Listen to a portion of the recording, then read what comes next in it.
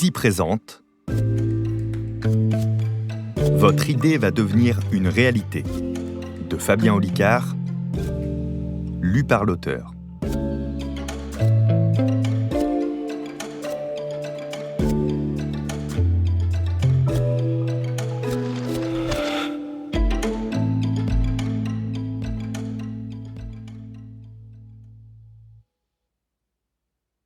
Introduction. Préface. Projet, objectif, but, cible, ambition, direction, plan, etc. Il existe de nombreux mots pour désigner ce que nous essayons de faire en permanence, rendre nos idées réelles. Si les synonymes sont si riches, c'est parce que cette activité nous occupe à plein temps, nous, les êtres humains. À bien y réfléchir, c'est l'une des spécificités majeures de notre espèce. Nous n'arrivons pas à nous contenter de vivre.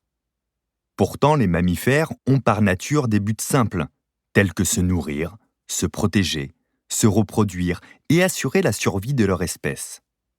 Vous n'avez qu'à regarder votre chat installé sur le plaid du canapé pour comprendre qu'il se pose moins de questions que vous.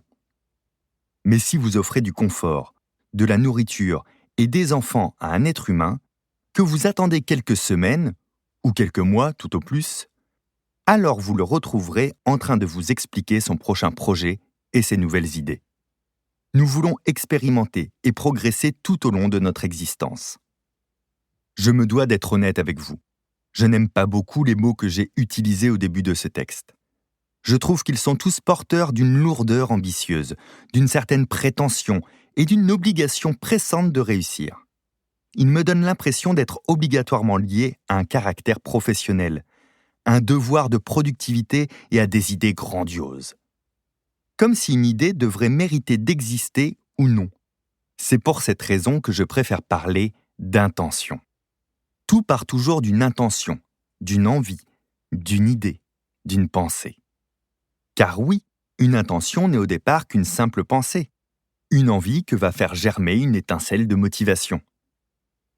Cette motivation va autoriser le cerveau à dépenser de l'énergie, au sens propre du terme, pour que l'on puisse se mettre en action, en mouvement.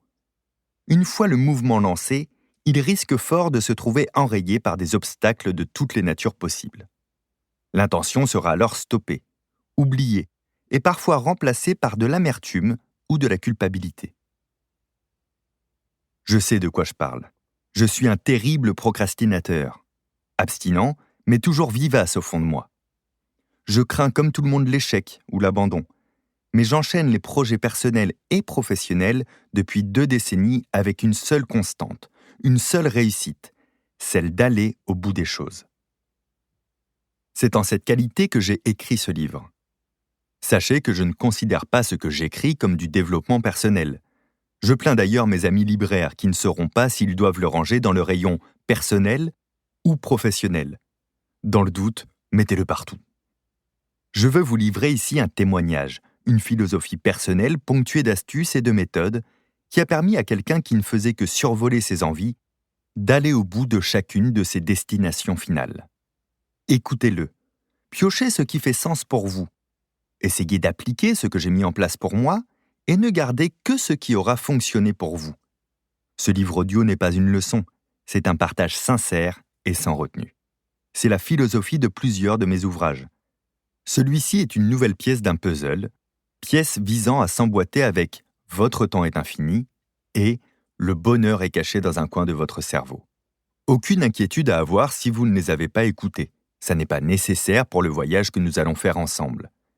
Mais si vous les avez écoutés, vous constaterez à quel point ces sujets se complètent. Tout est lié lorsqu'il s'agit de nos pensées. Nous y voilà donc. 20 années à affiner la méthode, la philosophie pratique, qui me permet aujourd'hui de réaliser ce qu'il y a de plus difficile pour un être humain. Transformer une simple idée en une réalisation complète. Se mettre en action sans s'arrêter. Savoir gérer ses démotivations, malheureusement inexorables, et aller au bout de l'objectif que l'on s'est fixé en amont. Vous avez dû faire cette expérience, vous aussi, de ne pas achever les recettes prévues pour un bon repas. Une fois passée l'excitation d'avoir décidé du menu, comment ne pas lâcher en cours de route ? Vous avez choisi ce livre audio pour aller au bout d'un projet, pour ne plus avoir à constater que vous avez laissé une idée s'éteindre, pour être certain d'atteindre vos buts. Alors commencez par mettre en pause tous les projets que vous aviez en cours. Votre première mission dorénavant est d'aller jusqu'au bout de ce livre audio. Je ne plaisante pas. Vous et moi, nous savons à quel point il est facile de laisser un livre audio à la 10e piste et de ne plus jamais l'écouter. Pire, le fait d'acheter un livre audio donne à notre cerveau la sensation de l'avoir découvert, d'avoir fait son travail. Prenez le temps de bien écouter et notez ce qui résonne le plus pour vous.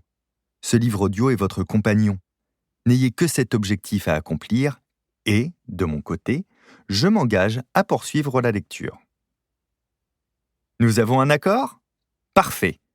Alors bienvenue dans votre nouveau monde, celui où vous réalisez vos intentions sans stress, où vos projets prennent vie et surtout, où vous allez au bout de vos idées. Ceux que vous connaissez. Des idées, vous en avez. Je n'ai aucun doute à ce sujet. Vous écoutez ce livre audio car vous cherchez des solutions pour vous aider à les concrétiser. Vous savez qu'atteindre un objectif dans sa vie privée ou professionnelle n'est pas si simple. Rassurez-vous, ça n'est pas difficile non plus. Ce qu'il vous faut, c'est de l'expérience et la mise en place de méthodes issues de cette expérience.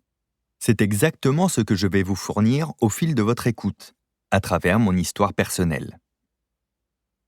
Il y a une chose que j'ignore, c'est qui vous êtes, quelles sont vos forces et vos faiblesses. Avant toute chose, nous allons établir votre fiche signalétique pour mieux vous connaître vous-même. Prenez un moment pour le faire. C'est comme si vous listiez les ingrédients qui sont à votre disposition, avant de décider de la recette que vous allez concocter. Vos qualités. Vous avez toute une liste de qualités. Savez-vous les reconnaître ? Pour faire le point, suivez le guide. Les qualités que vous pensez sincèrement posséder. Exemple, patience, curiosité, rigueur, etc. Les qualités que votre entourage privé ou professionnel met en avant à votre sujet. Exemple, ponctualité, fiabilité, sympathie naturelle, etc. Vos compétences. Vous allez détecter quelles sont les choses que vous maîtrisez ou que vous aimez faire. Vous pourrez piocher dans ces compétences quand vous devrez surmonter des obstacles, tels des piolets qui vous permettront de gravir le parcours jusqu'au bout. Nous espérons que vous avez apprécié cet aperçu. Pour continuer à écouter ce livre audio sur Google Play Livres, utilisez le lien dans la description de la vidéo.